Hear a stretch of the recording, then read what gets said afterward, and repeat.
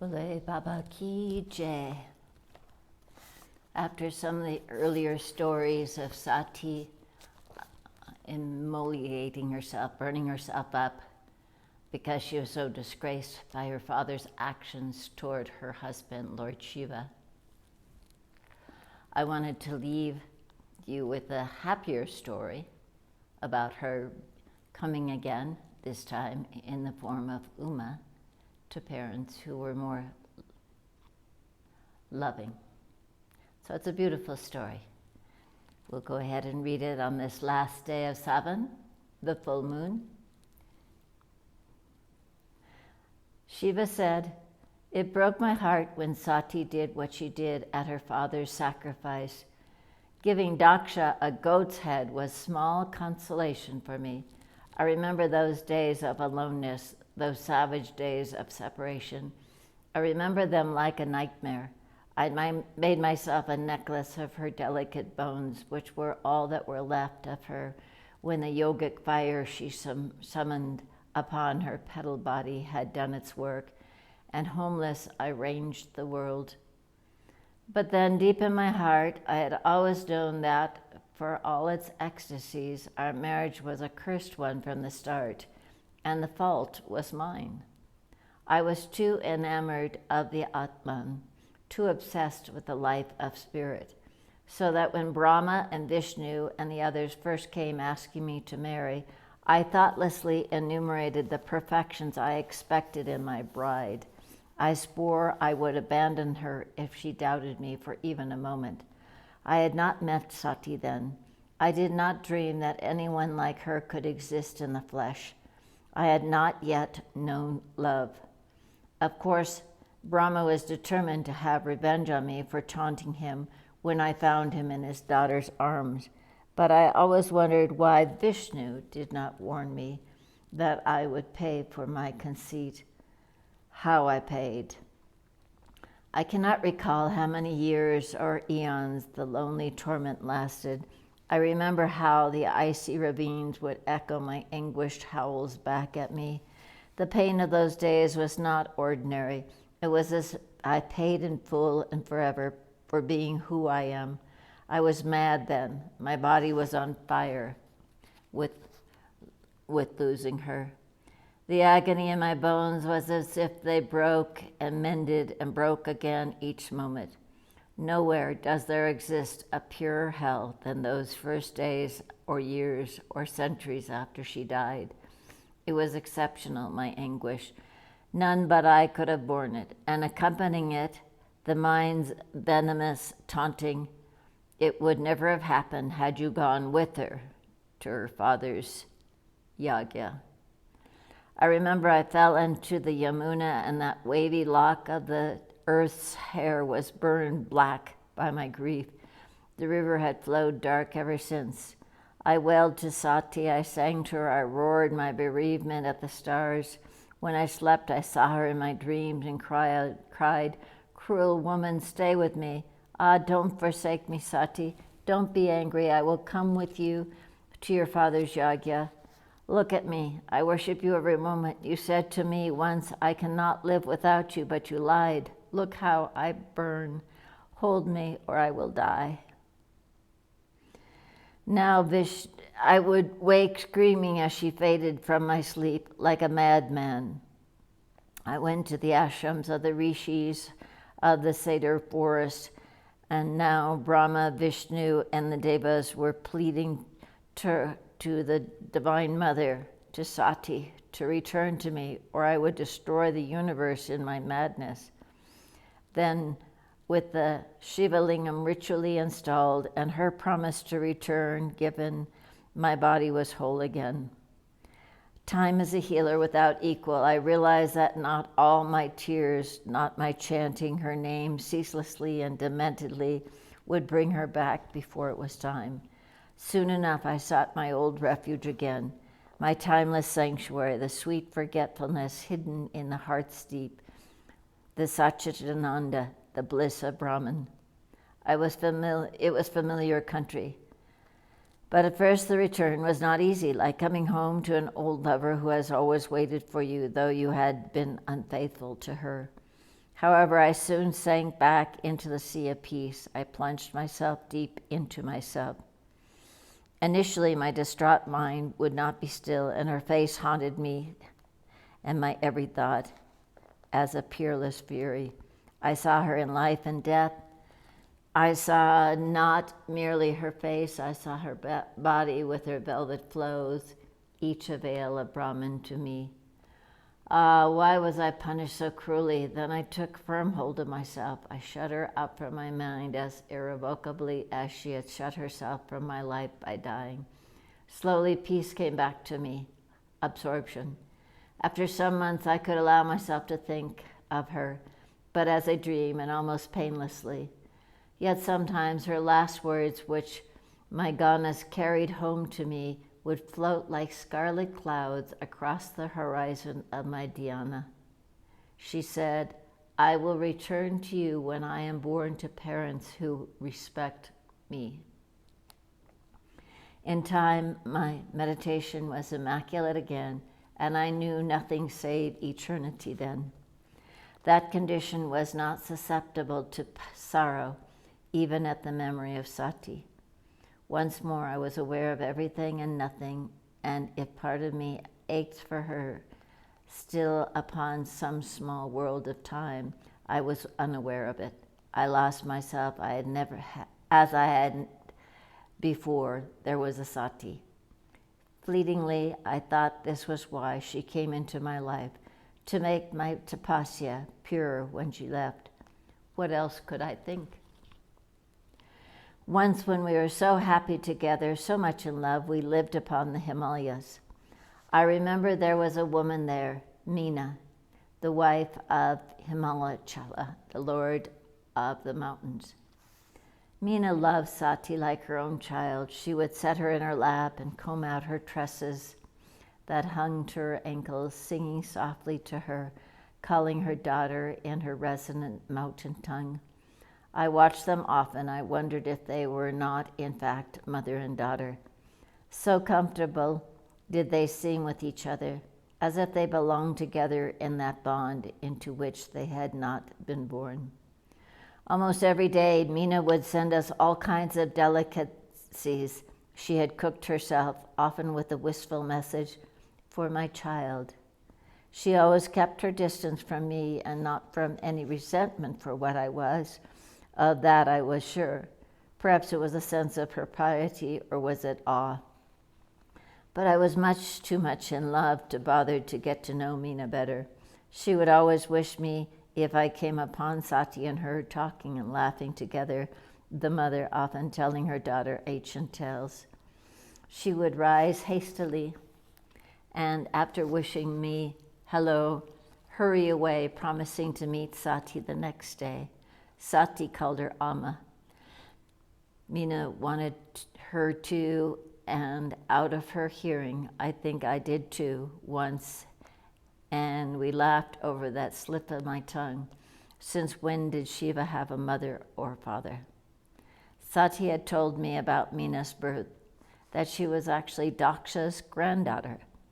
Daksha gave 60 of his daughters in marriage to the rishis, to Kasyapa, and the others, and they were the original mothers of creation. Swara he gave to the Pitras, the Manas. Swaha he gave to the Pitras and the Manas. Swara bore 3 daughters, Meena the eldest, Dhyana in the middle, and Kalavati the youngest. None of them was born from her womb. They were children of thought and pure. Once they went to Svetadipa, the white island that is part of Vishnu's realm, to visit Mahavishnu. They stayed there for a time at his knowing invitation.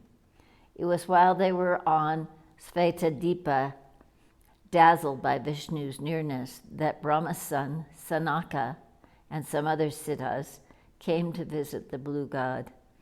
Everyone in Vishnu's sabha stood up when the holy ones made their entrance, but Svara's daughters, whispering together in wonder at being in this miraculous place, did not rise. They did not know they should. A silence fell on that court, and Sanaka cursed the three. You are the Pita's daughters, but you are shallow and haughty. I curse you to leave heaven and be born as women of the earth. The girls were in tears. They fell at Sanaka's feet. They begged him, sit out. We meant no disrespect. We were dazzled at being near Vishnu. We beg you, bless us well, so we may return to Swarga, or we are doomed forever. Vishnu, who knows everything, glanced at Sanaka and put a thought in the sage's mind. So he wondered at his own anger of a moment ago. Now, Sanaka, bless the three young women. You will all be saved by your daughters on earth, for they shall be the Devi's incarnations. Meena, your child will be Shiva's wife. You, Dhyana, shall mother Sita, who will marry Rama. And Kalavati, you will be Radha's mother, and she will be your daughter, and she will be Krishna's secret love. There was something I did not know. When Sati asked herself at Daksha's yagya, with her last breath, she wished to be born as Meena's daughter, as she would never again have to hear from me, even in jest, that she was Dakshiani, Daksha's child. So Meena married Himachala, most auspicious and lordly mountain, and Amsa of Vishnu himself, and my great bhakti. For years they were childless, and gross though they were in each other and in love. One day Vishnu came to Himachala's court with the other devas. Himachala welcomed them in joy. Today all my tapasya has been borne fruit. Tell me why you have come, Lord. Vishnu blessed Himavan and said, Shiva's love, Sati killed herself at Daksha's yagya. Before she died, she swore to return to Shiva, born from parents of whom she could be proud.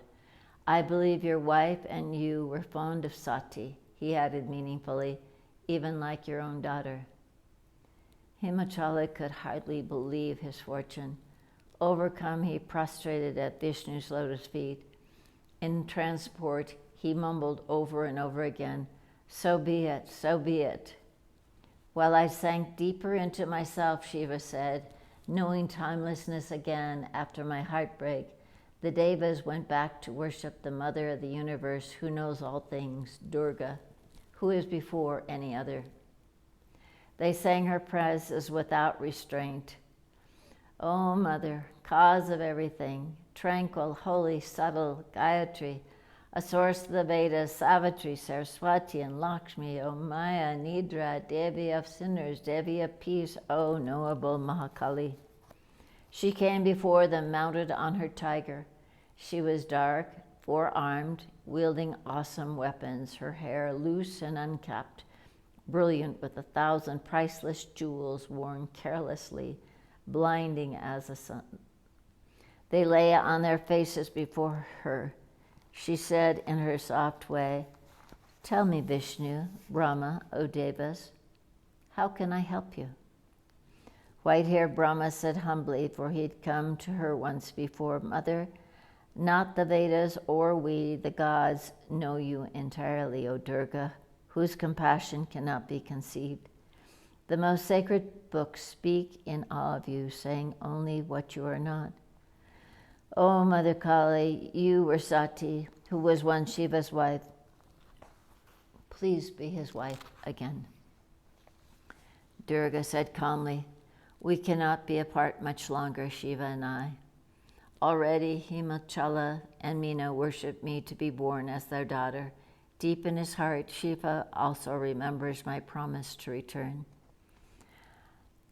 Mother Durga, vanished from their presence, and they went back to their worlds in joy.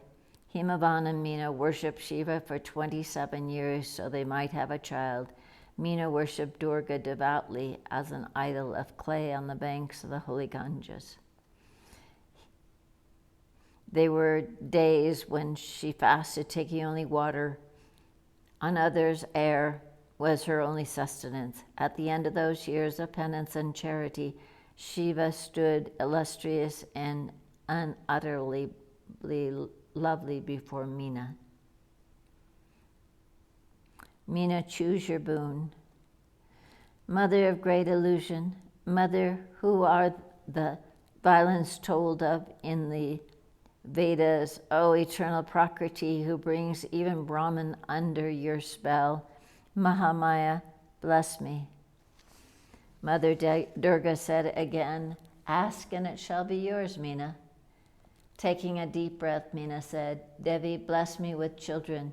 Let me have 100 sons, long-lived and brave, and then, O Durga, you be born as my daughter to marry Lord Shiva. Durga said, so be it, and she left. Meena clapped her hands and cried, Jaya! She ran to her husband to give him the momentous news. When he saw her, he knew without her telling him that at last the boon was theirs. Manaka was the first child born to Himavan and Meena. 99 other sons were born to them as well. Before the goddess suddenly entered Himavan's mind and he blazed in sudden glory, she entered his blood and mystically his seed. That night he loved Meena as he had never loved her before, and her cries echoed across his embodied ridges in silver moonlight. At midnight, Meena conceived the Devi, and the mountain's wife shone as if the moon was in her womb. Meena became so weak during the first 2 months of her pregnancy she could not move from her bed. Her body could not bear the weight of even clothes or ornaments. Her face was as pale as a white flower. Meena was like a moonless and overcast night when not a star can be seen. Her morning sickness lasted into the dusk.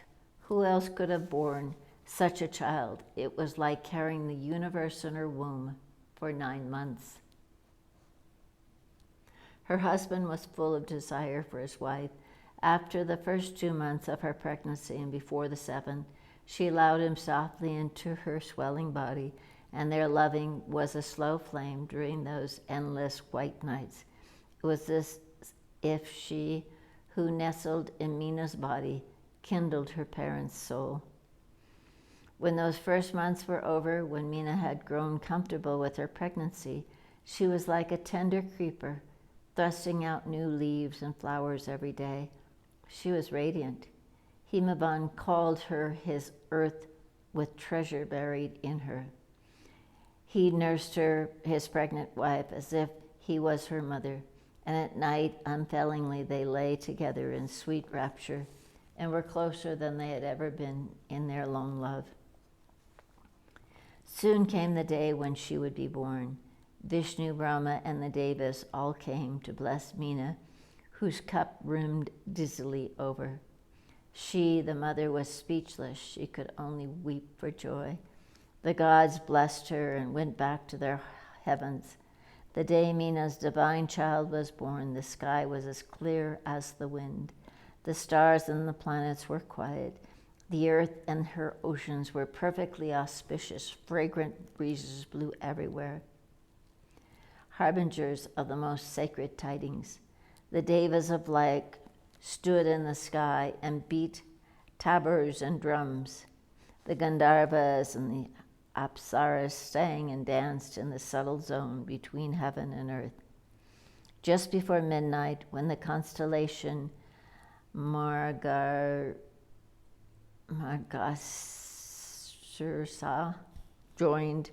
conjoined with the moon, on that 9th day of the month of Madhu, Meena lay in labor, Himavan at her side.